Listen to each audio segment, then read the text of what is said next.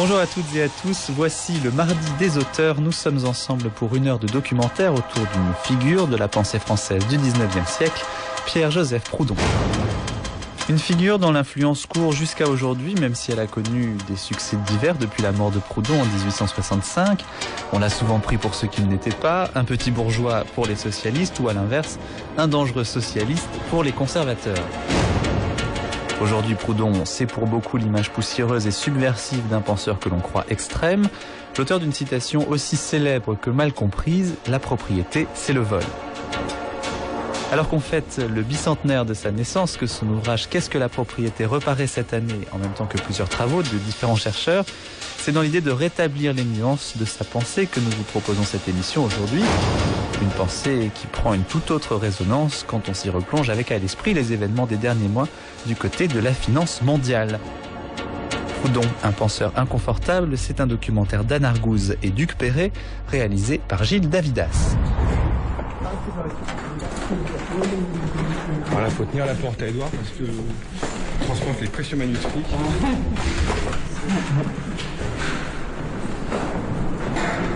Ça c'est l'ancien salle au Proudhon à Paris. Oui, effectivement, oui. Il faut faire une petite halte. Il faut regarder entre les rayonnages pour avoir une idée un petit peu de... Ça c'est avant qu'il est parti à Paris, mais c'est vrai que ça c'est l'ancienne bibliothèque. Voilà. C'est là, c'est la salle de lecture jusqu'au au XXe siècle.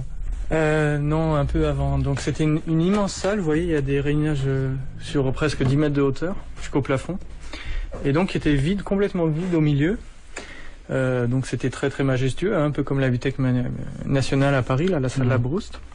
Donc les Proudhon, comment on le sait qu'il était dans cette salle? Parce qu'il venait, avant d'avoir eu sa bourse, il venait ici régulièrement pour consulter des livres. Et d'ailleurs, il y a l'histoire, bon c'est anecdotique, le bibliothécaire à l'époque, il s'appelait Charles Weiss, et il était impressionné par ce petit jeune homme qui avait, un accent très populaire, un dialecte un peu de paysan, qui venait consulter autant de livres, et il a posé la question, cher jeune homme, qu'est-ce que vous faites en lisant autant de choses? Et Proudhon a répondu très rapidement, qu'est-ce que ça peut vous faire? Oui. Avant le bac, c'est-à-dire quand il avait 25 ans, 28 ans? Oui.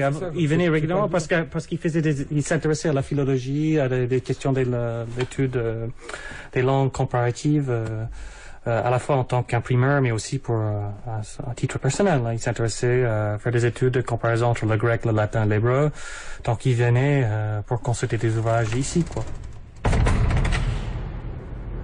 Il a écrit sur tout, hein, que ce soit sur la philosophie, la philologie, la linguistique comparative, l'économie, le droit, les chemins de fer, les canaux, les questions financières et monétaires, et bien entendu la théorie sociale, ce qui l'intéressait principalement.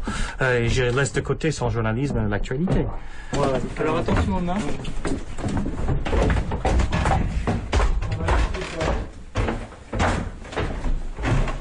C'est un donjon? Non, c'est sous les combles là. Là on est sous les toits, donc on est exactement au-dessus de la salle où on était, la grande salle. Ouais. Attention à la tête, hein. Il faut suivre la ligne jaune. Voilà. Deuxième manuscrit. Ok. Bon, d'accord. Bon, alors, Edouard Castleton, vous êtes chercheur et vous êtes venu des États-Unis pour étudier ces papiers jaunis couverts d'une écriture noire, de l'écriture de Pierre-Joseph Proudhon. Alors, qu'est-ce qu'il y a de si intéressant qui a pu vous attirer de si loin pour venir à Besançon? Bon, d'abord, comme tout le monde sait, c'est confessé par tout le monde que Proudhon, c'est quelqu'un, dans sa pensée ou dans sa vie, il y a plein de contradictions. Bon, il admettait ça même franchement dans la mesure où toute sa théorie tourne autour des contradictions antonymies, appelez ça ce que vous voulez. Bon, et il y a Proudhon, c'est quelqu'un, qui pourrait perturber toujours, dans la mesure où il y a certains aspects de la pensée de Proudhon qui pourraient plaire très bien, surtout aux anarchistes, une critique de la représentation politique, une pensée sur l'autonomie ouvrière, revendication, de l'égalité des salaires critique des taux d'intérêt, une attaque contre la bourse, une critique de la propriété privée, et aussi d'autres aspects de la pensée de Proudhon qui gênent. Donc, ce qui m'intéressait, c'était d'abord le personnage. En venant à Besançon, pour une première fois, je me suis dit, bon, j'étais plongé dans une étude sur le socialisme au 19e, je me suis dit, je vais regarder ces manuscrits de Proudhon, parce que je savais qu'il y avait pas mal des inédits dans ces manuscrits qui n'ont pas été épuisés. Proudhon.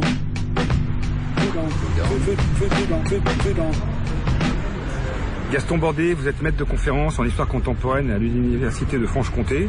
Nous sommes devant la statue de Pierre-Joseph Proudhon au centre de Besançon. Pour le premier centenaire, qui est venu inaugurer la statue de Proudhon à Besançon? C'est le président de la République, le président Salière, qui est venu spécialement à Besançon. Et vous pensez que cette année, pour le bicentenaire de sa naissance, le président de la République d'aujourd'hui va venir honorer la mémoire de Pierre-Joseph Proudhon à Besançon? Oh, je pense qu'il n'y pense pas et que personne dans son entourage doit y penser. Et comment vous expliquez cette différence d'attention pour ce personnage célèbre? Je pense qu'il y a plusieurs choses.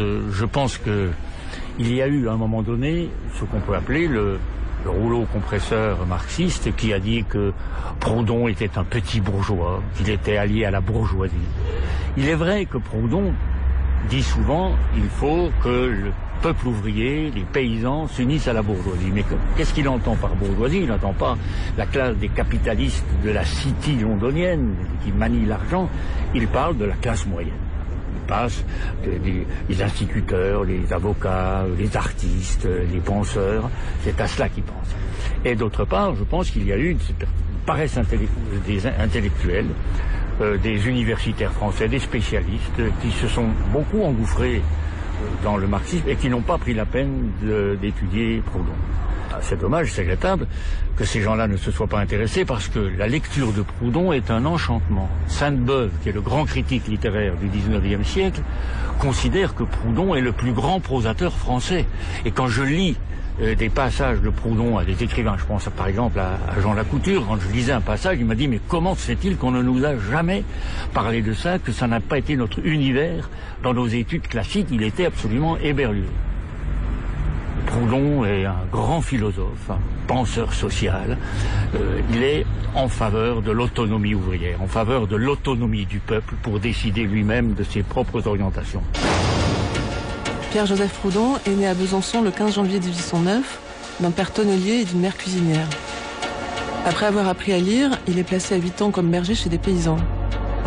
À 12 ans, grâce à une bourse, il reprend ses études au Collège royal de Besançon et il est confronté aux inégalités des classes sociales en côtoyant des fils de bourgeois et d'aristocrates. Le jour où il obtient son prix d'excellence, son père est ruiné suite à un procès. Il doit arrêter ses études et travailler. Il devient ouvrier typographe. Dans l'imprimerie où il travaille, Proudhon rencontre à 20 ans Charles Fourier, le socialiste utopique, dont il imprime le célèbre livre « Le nouveau monde industriel ». La lecture de cet ouvrage sera déterminante dans sa formation intellectuelle. À 28 ans, il réussit à passer son bac et obtient une bourse, la pension Suard, qui lui permet d'aller à Paris étudier, et où il écrit en 1840 « Qu'est-ce que la propriété ?» Le scandale est immédiat. Proudhon échappe de peu à des poursuites en justice pour ce livre devenu aujourd'hui un classique. Gaston Bordet, pourquoi ce scandale autour de la parution de Qu'est-ce que la propriété en 1840? Il ne faut pas oublier que tout le code civil de Bonaparte est basé sur le respect de la propriété et qu'on a considéré que la propriété était quelque chose qui était d'essence individuelle.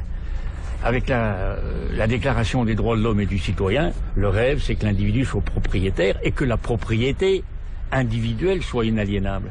Alors tout d'un coup, Proudhon enlève tout l'échafaudage qui soutient la propriété, il l'attaque et il anéantit ce dogme intangible sur lequel est basée la société sous la monarchie de Juillet. Rappelez-vous Guizot disant « enrichissez-vous ». C'était ça le mot d'ordre. Par conséquent, Proudhon crée le scandale. D'ailleurs encore maintenant, si vous dites à quelqu'un, il y a quelqu'un qui a dit la propriété c'est le vol, les 3/4 des gens vous diront c'est scandaleux. Si j'avais à répondre à la question suivante, qu'est-ce que l'esclavage? Et que d'un seul mot je répondisse, c'est l'assassinat, ma pensée serait aussitôt comprise. pourquoi donc, à cette autre demande, qu'est-ce que la propriété, ne puis-je répondre de même, c'est le vol, sans avoir la certitude de n'être pas entendu, bien que cette seconde proposition ne soit que la première transformée. Proudhon est quelqu'un qui dit, si on considère que la propriété individuelle est la base de la société, il y a des gens qui n'en auront, il y a des gens qui n'en auront pas. Et qu'autre part, en regardant l'histoire, on s'aperçoit qu'au bout d'un moment, la propriété est accaparée par des gens qui grossissent de plus en plus leur avoir et d'autres qui en sont de plus en plus privés. Proudhon connaît très bien l'histoire, ça s'est passé chez les Grecs d'abord. Bon, vous avez eu à un moment donné à Athènes, on a constaté qu'il y avait des gens qui n'avaient plus de propriété et que d'autres avaient des propriétés de plus en plus grandes. Et plus ça va, plus l'écart entre les propriétaires et les non-propriétaires s'accroît. De plus en plus, il y a la propriété ou l'argent est entre les mains d'un nombre de plus en plus petit de gens qui sont de plus en plus riches et qu'il y a de plus en plus de gens qui sont pauvres, qui ne sont pas propriétaires, et ils le sont de plus en plus pauvres. Alors, qu'est-ce qui s'est passé à Athènes? Tout d'un coup, vous avez eu des réformateurs, Dracon, Solon, qui ont dit, allez, on redistribue la propriété, et on fait une espèce de république de petits propriétaires. Vers le VIe siècle, on va partager des terres. Au bout d'une génération ou 2 générations, il y en a, parce qu'ils sont fragiles, parce qu'ils sont malades, etc., qui n'arrivent pas à travailler la terre, ils s'endettent pour acheter des semences, etc. Ils hypothèquent leurs biens, et au bout de certains temps, les propriétaires récupèrent la terre, et en 1 ou 2 générations, vous avez de nouveau, malgré la réforme agraire, malgré les terres distribuées à peu près équitablement à tout le monde, vous avez des gens qui redeviennent de gros propriétaires et d'autres qui sont sans propriété. Par conséquent, la propriété, pour lui, c'est la base des inégalités. C'est le fondement des inégalités. Comme il veut lutter pour l'égalité et pour la justice, il s'attaque à la propriété.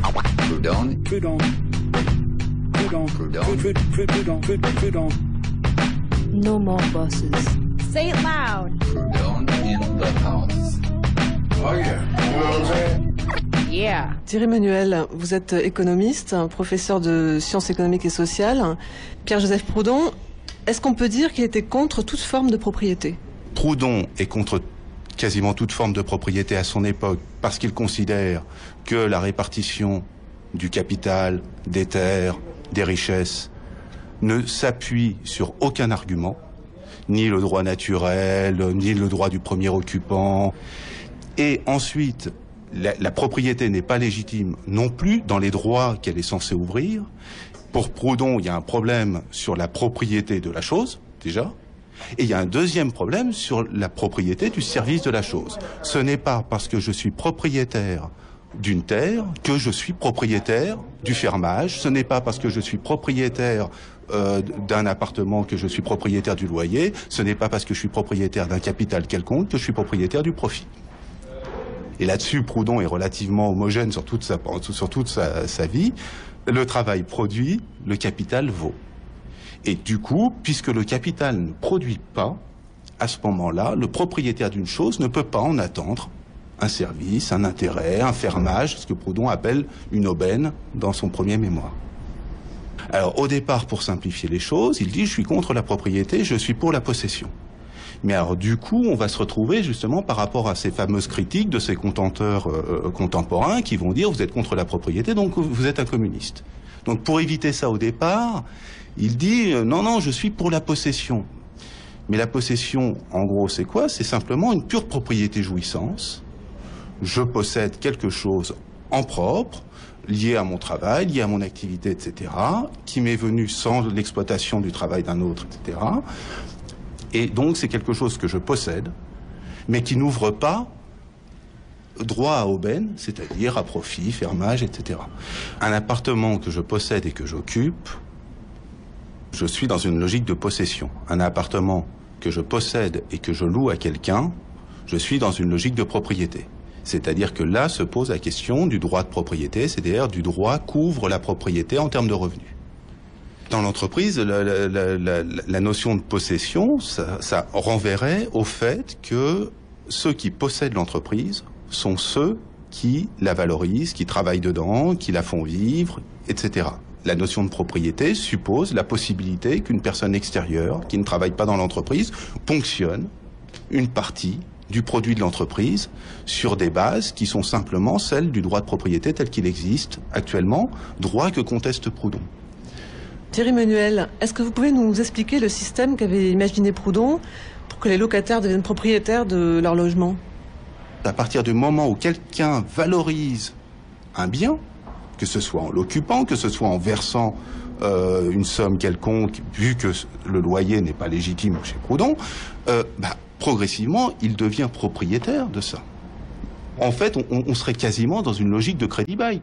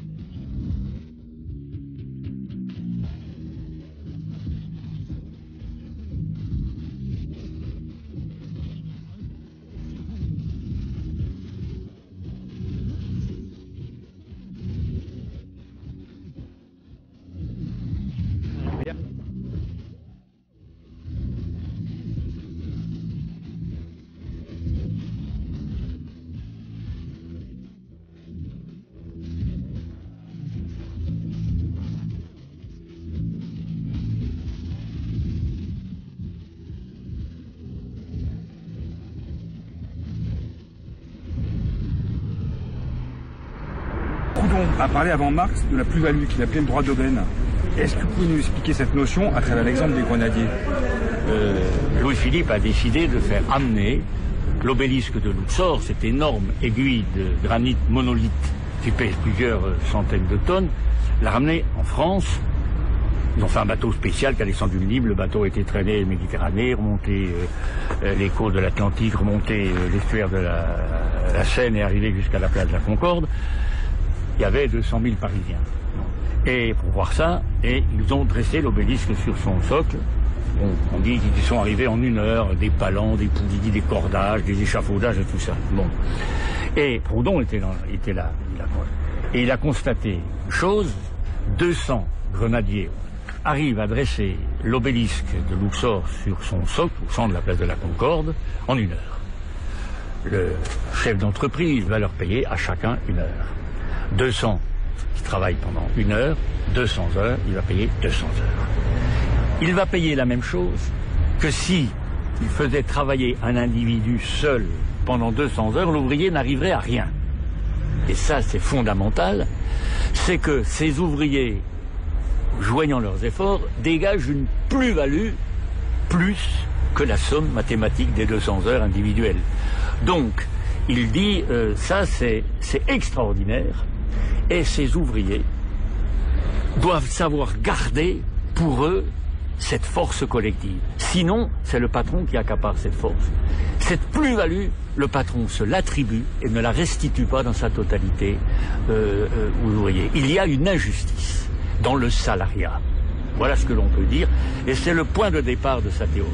Ça existe toujours, ça? Ça existe toujours. Mais il faut bien que vous compreniez une chose, c'est que le patron, c'est pas parce que ça existe que ça ne doit pas changer. Tu as bien raison de bosser 8 heures. Ton salaire, c'est le salaire de la sueur. Tu as bien raison de bosser 8 heures. Ton salaire, c'est le salaire de la peur. Tu as bien raison de bosser 8 heures. Ton salaire, c'est le salaire de la sueur. Tu as bien raison de bosser 8 heures. Ton salaire, c'est le salaire de la peur. Tu as bien raison de bosser 8 heures. Ton salaire, c'est le salaire de la sueur. Tu as bien raison de bosser 8 heures. Ton salaire, c'est le salaire de la peur. Alors ça passe de la peur, ça passe de la peur, ça passe de la peur. T'as bien raison de bosser 8 heures. T'as bien raison de bosser 8 heures. Pense de la peur. Alors pense 8 heures, pense 8 heures. France Culture, le mardi des auteurs, Pierre-Joseph Proudhon.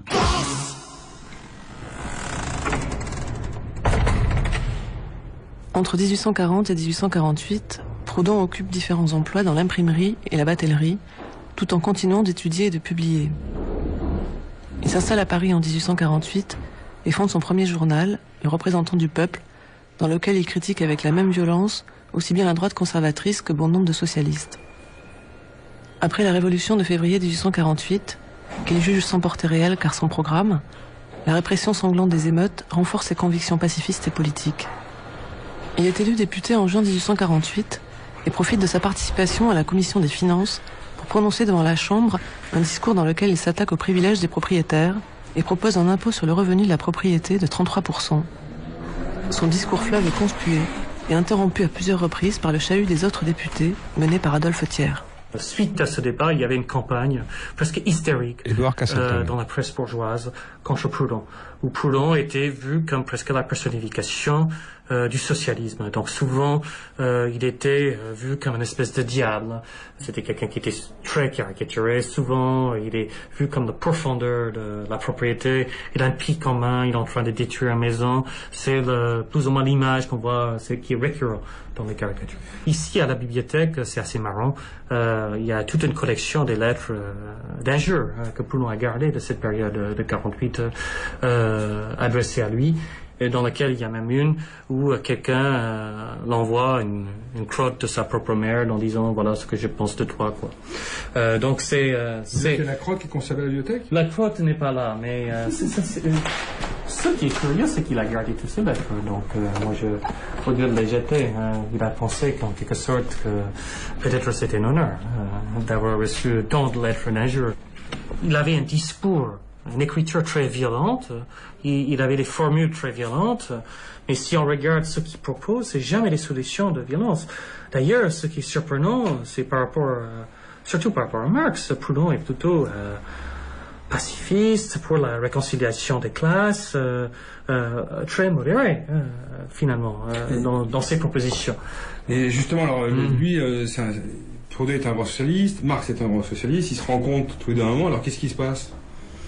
Bon, je pense que les choses se passent plutôt bien, dans la mesure où Proudhon rencontre Marx avec d'autres Allemands, mais aussi avec certains Russes comme Bakounine et à moindre degré Herzen.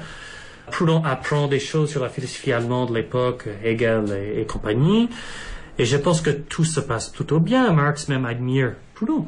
Je pense que sa critique de la plus-value, ça vient justement d'une certaine lecture qu'il faisait de qu'est-ce que la propriété. Et notamment de cette histoire de l'obélisque de Luxor qui montre bien justement certaines injustices dans le salariat. Mais je pense que là où les choses se déconnent, c'est que Marx...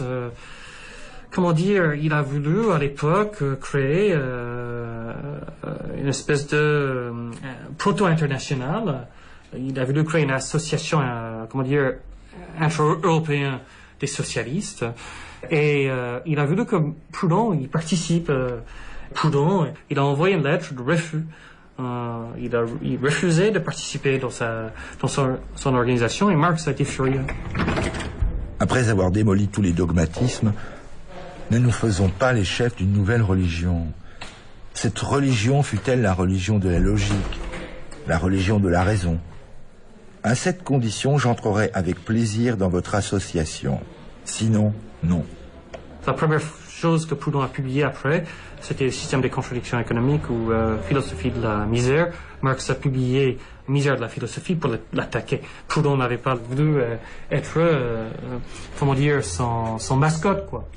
Parce que Marx était un rien du tout à l'époque, alors que Proudhon commençait à se faire connaître. Une démocratie compacte, fondée en apparence sur la dictature des masses, mais où les masses n'ont de pouvoir que ce qu'il faut pour assurer la servitude universelle, d'après les formules et les maximes empruntées à l'ancien absolutisme. Indivision du pouvoir, centralisation absorbante, destruction systématique de toute pensée individuelle, corporative et locale, réputée scissionnaire, police inquisitoriale. Aujourd'hui, quand on relit Proudhon, on se dit « Ah oui, mais il avait entièrement raison, il avait très bien compris que Marx allait faire Staline, l'horreur, etc. » Est-ce que c'est une interprétation ou c'est la vérité? Bon, déjà, c'est anachronique comme lecture, parce que est-ce que Marx est responsable pour Staline? Moi, je pense que c'est injuste pour Marx. Marx est responsable pour les œuvres de Marx. Il n'est pas responsable pour sa postérité. Proudhon non plus. Il y avait des gens qui travaillaient pour le gouvernement de Vichy, des collaborateurs qui ont écrit des livres sur Proudhon. Est-ce que ça veut dire que Proudhon mène directement vers Vichy, Mussolini, etc., Hitler? Moi, je trouve que c'est absurde. On pourrait dire la même chose de Marx. Ce qui est incontestablement vrai, c'est que Proudhon a été toujours contre la nationalisation de toute forme d'industrie et de toute la production. Et il cherchait un moyen terme un peu entre l'État et la propriété privée. C'est vrai qu'il cherchait toujours à résoudre des contradictions inhérentes à la société dans l'équilibre entre les différentes institutions. Donc forcément, c'est une pensée plus modérée que Marx. Gaston Bordet, comment Marx gagne contre Proudhon? Je suis pas sûr qu'il faille appeler ça une victoire, d'abord. Je suis pas sûr que ce soit victorieux. Bon, Proudhon, lui, pense que le politique n'a pas d'importance. C'est l'économie qui a de l'importance. Il faut changer l'économie. Marx a dit il faut un parti politique. Marx s'est construit une structure, une mécanique.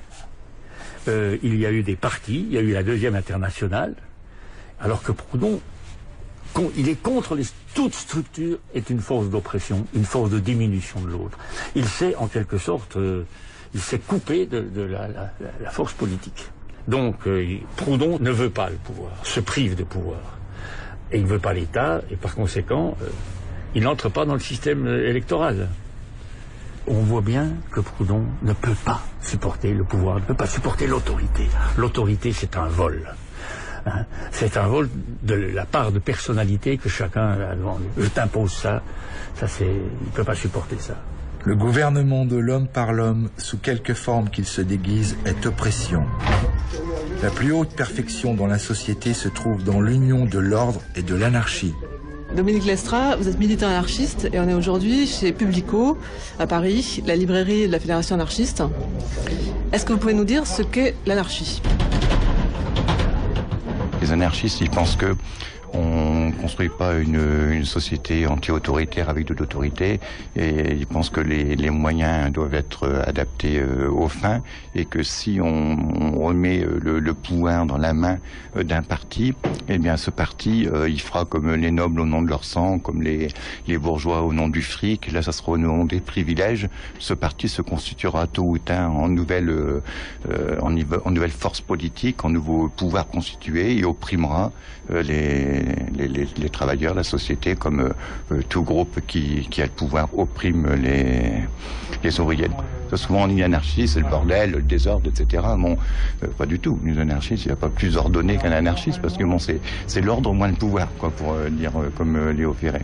Il faut arriver à s'organiser, il faut arriver à mettre en place des fonctionnements qui font que c'est l'individu qui est le point central, et que s'il y a collectif, ce collectif-là est forcément au service de l'individu. Et on retrouve tout ça dans toutes les questions. Au niveau du vote, par exemple, les gens se disent, bah oui, les anarchistes participent aux élections, alors que bon, le suffrage universel, par exemple, ça pourrait être la panacée de la démocratie. Bon, en fait, c'est pas vrai. C'est pas vrai, parce que en fait, si on transcrivait ce processus au niveau économique, et si je vous demandais, est-ce que vous faites des chèques en blanc, vous dire, mais non, ça serait aberrant. Et pourtant, dans le système dit démocratique, ce qu'on demande aux citoyens, c'est de faire des chèques en blanc. On vote pour la personne. La personne, si une fois élue, change d'avis, ce qui est son droit, eh bien cette personne-là pourra faire le contraire de ce qu'elle a promis aux citoyens, le contraire des idées qui ont fait qu'elle a été élue pendant 6 ans, 7 ans. C'est-à-dire qu'en fait, on donne des chèques en blanc à des hommes politiques. Alors ça, les anarchistes, il est hors de question qu'on délègue comme ça. Alors, par contre, on n'est pas forcément contre le vote. C'est-à-dire que ce qui est intéressant, c'est pas la personne qui est mandatée, c'est le mandat. C'est le contenu du mandat. Si la personne change d'avis, ce qui est son droit, ou est malade, ou ne souhaite plus le faire, on met une personne d'autre à la place pour faire le boulot. C'est un boulot qui lui est demandé. C'est pas ni un honneur, ni un chèque en blanc. Et c'est pour ça qu'on ne se retrouve pas du tout dans le champ politique, que ce soit à droite ou à gauche. Nous, on n'est ni de gauche, ni de droite. On est ailleurs. Être gouverné, c'est être à chaque opération, à chaque transaction, à chaque mouvement, noté, enregistré, recensé, tarifé, timbré, toisé, cotisé, patenté, licencié, autorisé, apostrophé, admonesté, empêché, réformé, redressé, corrigé.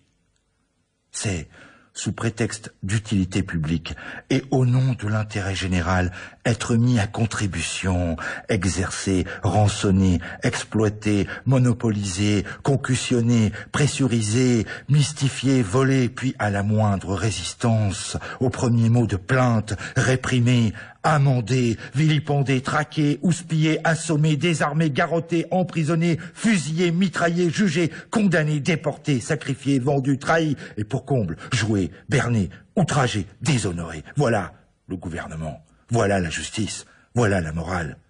Et dire qu'il y a parmi nous des démocrates qui prétendent que le gouvernement a du bon, des socialistes qui soutiennent au nom de la liberté, de l'égalité, de la fraternité cette ignominie, des prolétaires qui posent leur candidature à la présidence de la République.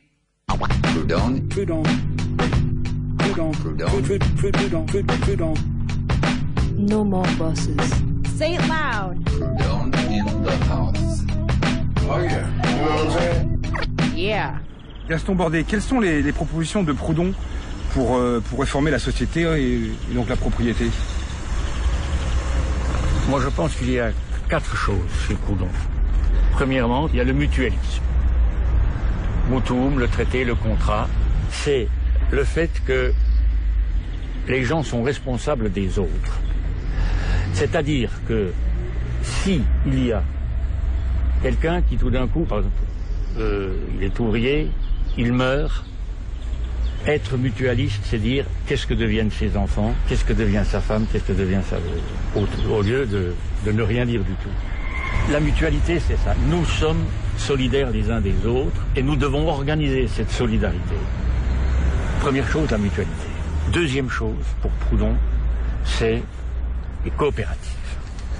C'est-à-dire, on va se passer du capital, on va se passer des capitalistes, et on va faire une coopérative d'ouvriers cordonniers, une coopérative d'imprimeurs, une coopérative de ferblantiers ou autre chose comme ça.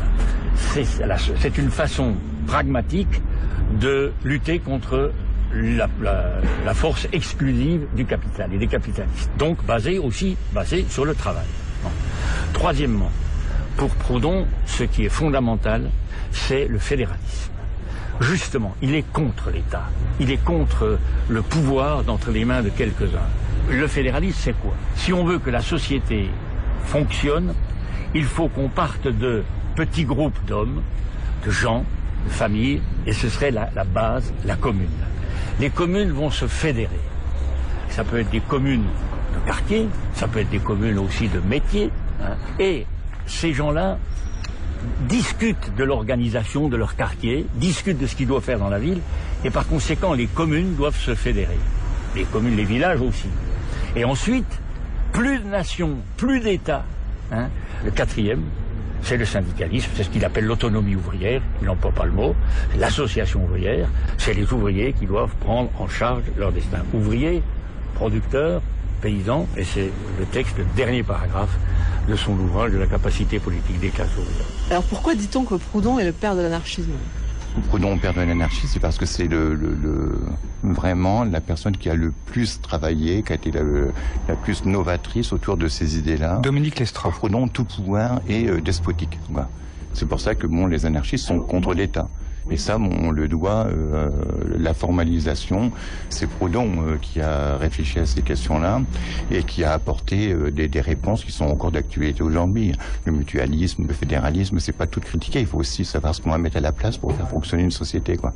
C'est-à-dire que, c'est vrai qu'on n'affiche pas toujours Proudhon, etc., mais il est quasiment dans toutes les manifestations libertaires. À partir du moment où je vois la Fédération anarchiste, qui est une organisation révolutionnaire anarchiste, elle est organisée comment?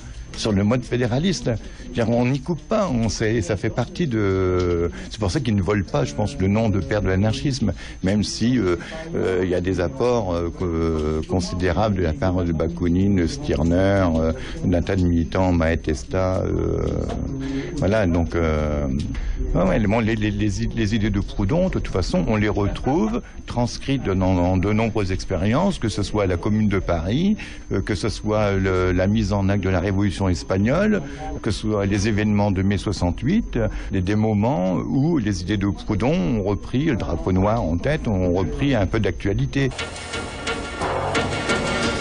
Portées par mai 68, les idées d'autonomie ouvrière réapparaissent sous le nom d'autogestion. En France, le symbole de l'autogestion est l'affaire Lippe.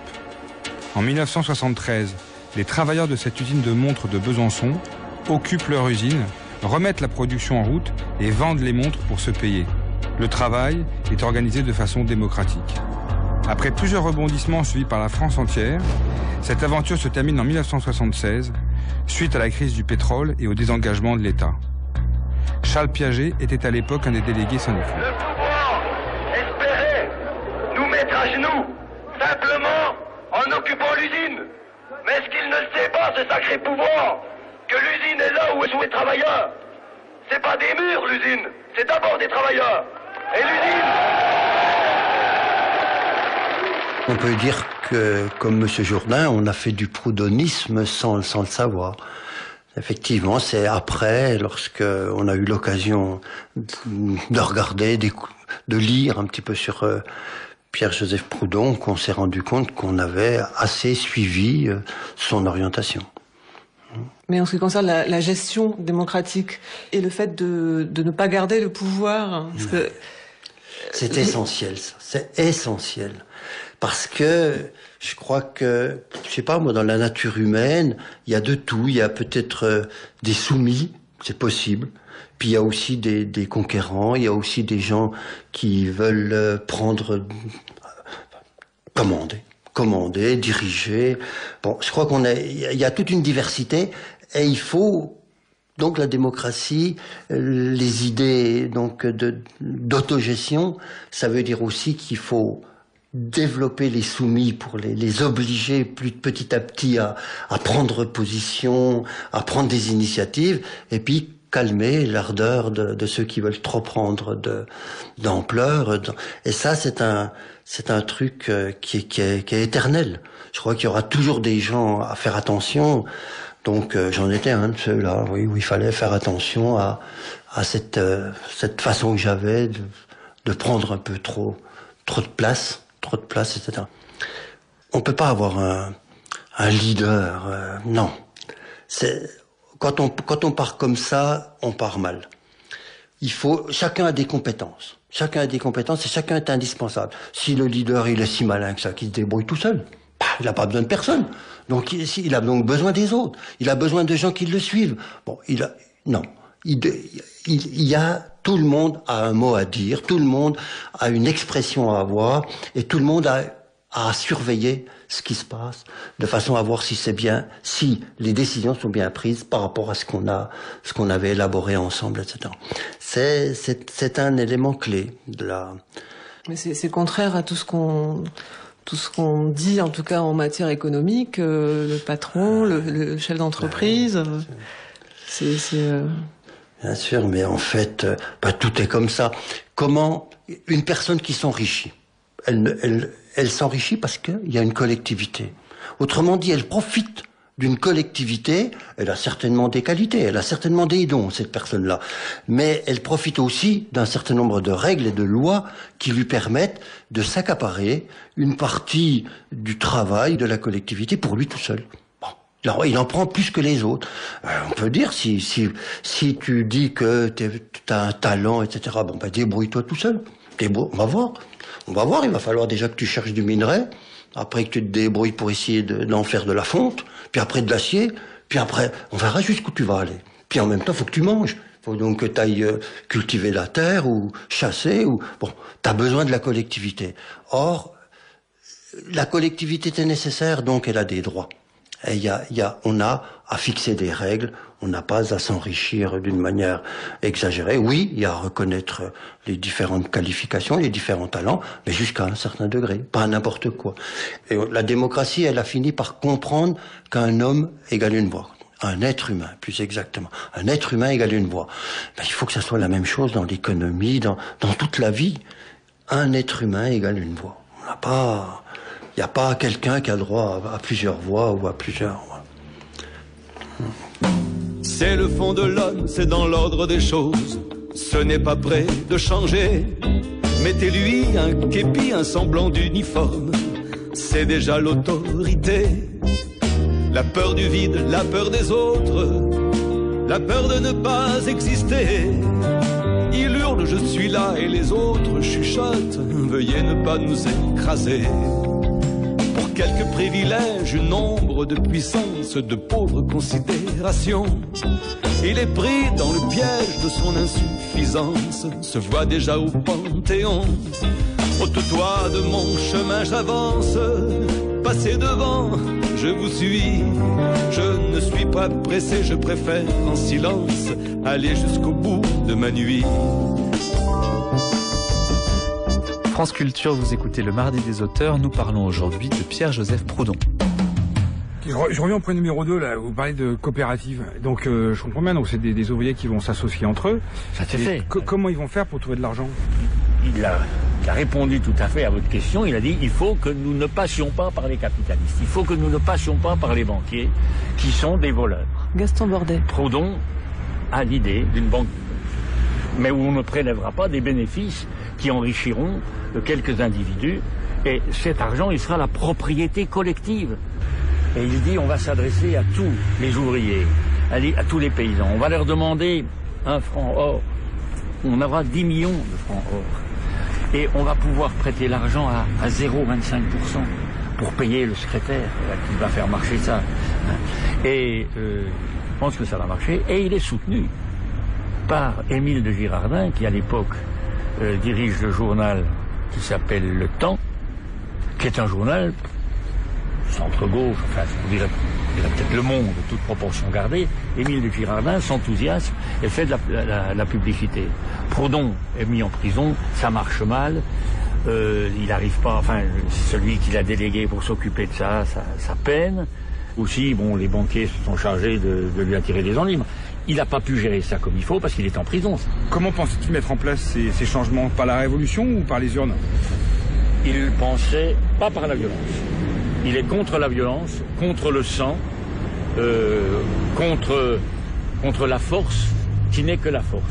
Je vous l'ai dit, c'est par l'éducation. On y arrivera progressivement par l'éducation du peuple, quand les gens comprendront. Le peuple n'a jamais fait autre chose que prier et payer. Nous croyons que le moment est venu de le faire philosopher. Il y a une philosophie chez Proudhon. L'homme est un être digne, c'est par la culture qu'il prend connaissance, conscience de lui-même. C'est la phrase de Kant, les Lumières, c'est la fin de la subordination qui nous est imposée, subordination dont nous sommes nous-mêmes les premiers responsables, nous la subissons trop par nous-mêmes. Et il dit, il faut oser penser par soi-même, aude sapere, ose goûter, ose déguster, ose faire la critique, ose penser par toi-même. Quand les gens oseront penser par eux-mêmes, quand ils ne subiront pas, quand ils se redresseront, quand ils sauront que ce sont des gens debout et des gens ensemble, ils seront inarrêtables. Alors vous me posez la révolution par l'esprit, la révolution par un individu, par quelques-uns sur des barricades, avec des fusils ou autres. Et il dit, ce sera ça, faut attendre, faut que le peuple soit éduqué. Le vieux monde va disparaître après Paris, le monde entier. Les ouvriers sans Dieu, sans maître, autogestionnent la cité. Il est 5 heures, il est 5 heures, le nouveau monde s'éveille. Il est 5 heures et nous n'aurons jamais sommeil.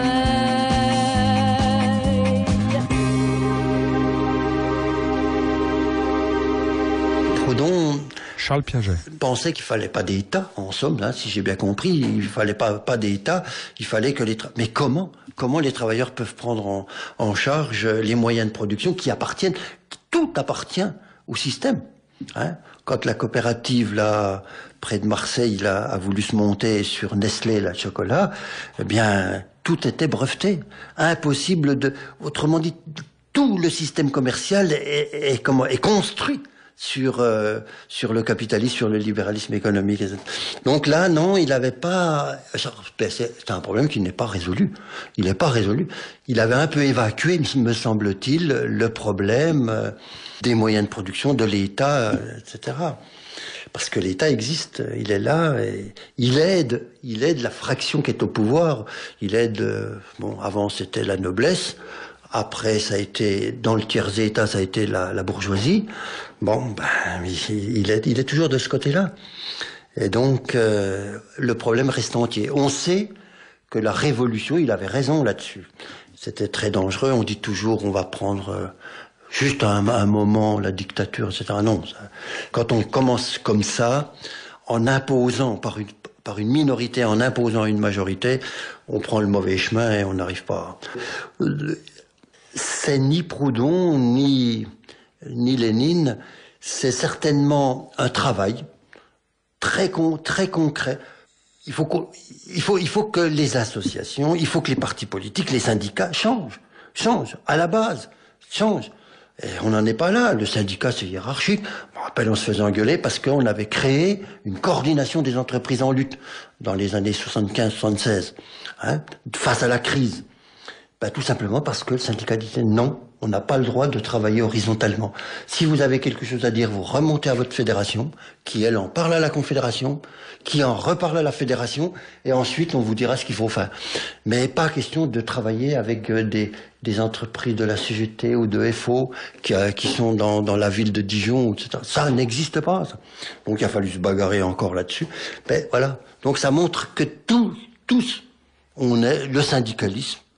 Répète le même schéma. Les associations. J'imaginais que les associations où il n'y avait pas vraiment de but lucratif, la plupart, ben c'était autre chose. Ben non. Tous les échos qu'on a, il y a toujours le chef, et puis les décisions, enfin bon, voilà. Donc on a ça. C'est ça qui, pareil pour les partis politiques. Donc il y a beaucoup à changer là-dessus.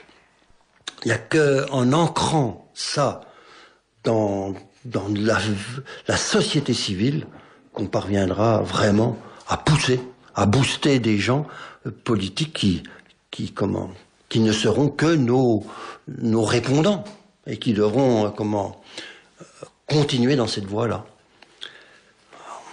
On en est encore loin, hein. Il y a encore vraiment beaucoup de boulot.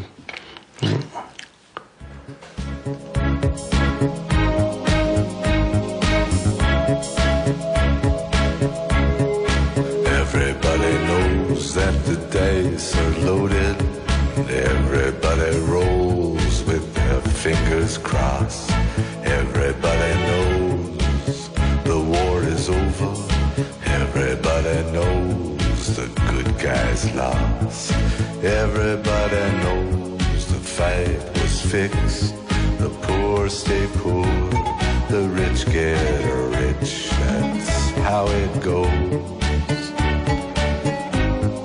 Everybody knows. Everybody knows that the boat is leaking. Everybody knows the captain lied. Everybody got this broken feeling, like their father or their dog just died. Everybody talking to their pockets. Everybody wants box of chocolates and a long stem rose. Everybody knows. Everybody knows. Everybody knows. Il y a des côtés effectivement très brillants chez Proudhon, mais là, Édouard Cassettone, je voudrais savoir, il y a quand même deux reproches qui sont faits sans arrêt à Proudhon, qui sont d'une part sa misogynie, d'autre part son antisémitisme. Alors vous qui avez regardé dans les cahiers, est-ce que ça a évolué? Est-ce que c'est des dérapages? Est-ce que voilà. Parlons d'abord de l'antisémitisme, parce que bon, je pense que hélas, bon, ça existe, mais lorsque Proudhon parle des Juifs, il parle aussi des Anglais, il parle aussi des protestants, enfin tous les gens qui voyaient comme responsables pour l'écart des inégalités sociales. Bon, s'il y a une phrase ou deux phrases antisémites de Proudhon dans ses carnets privés, des manuscrits, où il se lâchait comme ça, il se lâche contre plein de monde. Je ne vais pas dire que c'est justifiable, mais ça, c'est des contradictions qui sont aussi, comment dire, inhérentes à l'homme, hein, parce que moi, je vois bien dans son journal, hein, dans la partie inédite, il y a aussi ces fantasmes de créer des sociétés secrètes, des justiciers, des vengeurs qui vont tuer des gens autour de Napoléon III, voire même Napoléon III. Mais bon, on pourrait dire que ça, c'est aussi des fantasmes de la puissance, hein, parce que il publie jamais quoi que ce soit en disant ça. Quant à la misogynie, bon, c'est incontestable, c'est insupportable, ça existe. Proudhon a une pensée d'un moraliste, il est très presque néo-romain, il est pour le pater familias, la femme au foyer. Bon, moi, je peux dire que c'est inexcusable, hein, moi.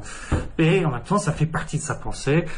C'est incontestable qu'il avait une vision d'une société idéale, mais avec guidée par un esprit très égalitaire en ce qui concerne les hommes.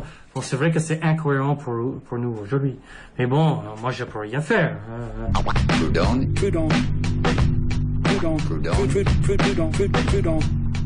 La femme, par la qualité de son esprit, est placée entre son mari et ses enfants comme un réflecteur vivant, ayant pour mission de concrétiser, simplifier, transmettre à de jeunes intelligences la pensée du père.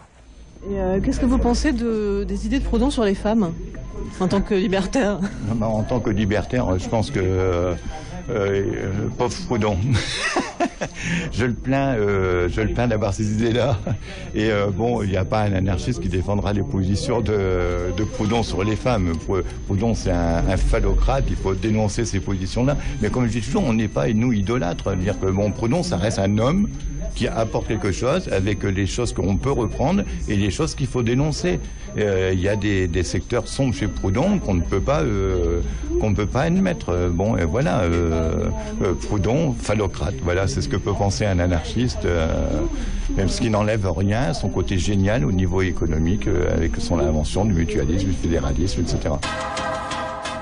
Enfermé en prison pour ses écrits, Proudhon se marie en 1849 avec Euphrasie Piégeard, une ouvrière bien plus jeune que lui, qui lui donnera 4 filles, dont 2 mourront en bas âge. Il se félicitera toute sa vie de sa modestie et de son dévouement. Depuis la prison, il développe sans succès son projet de Banque du Peuple, et les articles qu'il continue de publier dans son journal lui valent de nouvelles poursuites. Libéré en 1852, il rencontre plusieurs fois Napoléon III, à qui il soumet sans suite son projet de Banque du Peuple. Il écrit de nombreux ouvrages, dont De la justice dans la Révolution et dans l'Église, saisi dès sa parution, et qui lui vaut une nouvelle condamnation à 3 ans de prison. Il se réfugie alors à Bruxelles en 1858, où il rencontre entre autres Léon Tolstoï. Il continue à publier sur la Pologne, l'art, l'impôt ou le fédéralisme. Il retourne en France en 1862 et il meurt à Paris le 19 janvier 1865, pauvre et malade, en dictant à sa fille sur son lit de mort les derniers chapitres de la capacité politique des classes ouvrières. Son enterrement au cimetière Montparnasse est suivi par plusieurs milliers d'ouvriers. Donc en 1840, Proudhon dit la propriété c'est le vol, et à la fin de sa vie, il dit la propriété c'est la liberté. Alors, qu'est-ce que ça signifie ? Ça signifie que pas de propriété, c'est la tyrannie. Thierry Menuel. Ça signifie que si on supprime la propriété privée, il n'y a plus de défense possible de l'individu. Il n'y a plus de défense possible de la famille. Il n'y a plus de défense possible, en fait, étage par étage, de tout ce qui va faire son modèle fédératif. C'est-à-dire que plus rien n'est possible, étant donné que Proudhon est un adversaire au moins aussi acharné que du communisme que du libéralisme, puisque pour lui, ce sont les mêmes systèmes inversés. Et donc il ne s'agit pas de chercher à opposer un contre-modèle collectiviste à un modèle capitaliste individualiste, il s'agit de mutualiser, il s'agit de rendre compatible, il s'agit de rendre légitime, il s'agit de réorganiser, avec cette idée que la société évoluant, un certain nombre de choses sont possibles. Alors du coup, il oppose, on pourrait opposer la propriété vol de 1840, d'ailleurs il le fait lui-même, à la propriété-liberté de 1861, parce que justement l'absence de propriété ne garantirait plus à l'individu les moyens de se défendre par rapport à un État tout puissant. Quand Proudhon dit la propriété c'est la liberté, en fait, il dit c'est ce qu'il appelait la possession et la liberté. Il change de mot. Il change de mot parce que il en a assez de se battre aussi contre les moulins à vent, c'est-à-dire à devoir toujours dire mais je suis contre la propriété, mais je suis pour quelque chose qui y ressemble. Donc autant dire je suis contre la propriété, je suis pour la propriété. Ce n'est pas la même dans le sens où on suppose que cette propriété-liberté n'a pas une origine trouble et surtout n'ouvre pas de droit au service de la chose, ne permet pas de ponctionner une aubaine. Et à ce moment-là, cette propriété est une pure défense de l'individu. Le fait que Proudhon ait dit à la fin de sa vie la propriété c'est la liberté a permis à certaines personnes de l'assimiler à un penseur libéral. Qu'est-ce que vous en pensez? On peut toujours trouver chez Proudhon quelque chose qui alimente une partie d'une vision, soit très libérale, soit très communiste, soit très... etc. Le vrai problème, quand même, c'est que la pensée libérale marche sur deux jambes. D'un côté, le marché, qui serait autorégulateur, qui fonctionnerait, etc. Et là-dessus, Proudhon est quand même très critique, même s'il défend la concurrence. Il pense que le marché a tendance à créer une concurrence qui tue la concurrence, et donc à une dérive monopolistique. Et la deuxième jambe du libéralisme, c'est l'idée d'un droit de propriété qui serait absolument pas remis en cause, et notamment le droit de propriété du service de la chose. Et donc, là, on coupe une jambe au libéralisme, qui est une jambe quand même très importante que de dire le fait que la propriété soit la liberté, c'est-à-dire soit un moyen pour l'individu de se défendre contre l'État, le fait que le marché soit aussi une expression de liberté, parce que sans marché, à ce moment-là, on se retrouve dans un État communiste, n'en fait pas un libéral, parce qu'il remet quand même en cause la colonne vertébrale du libéralisme, qui est le droit de propriété.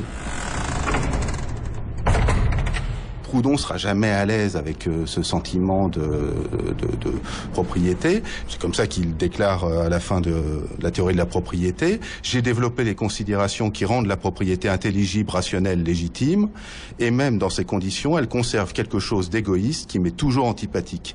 Ma raison égalitaire, antigouvernementale, ennemie de l'acharnement et des abus de la force, peut admettre, appuyer la propriété comme un bouclier, une place de sûreté pour le faible. Mon cœur ne sera jamais à elle. Si jamais je me trouve propriétaire, je ferai en sorte que Dieu et les hommes, les pauvres surtout, me le pardonneront.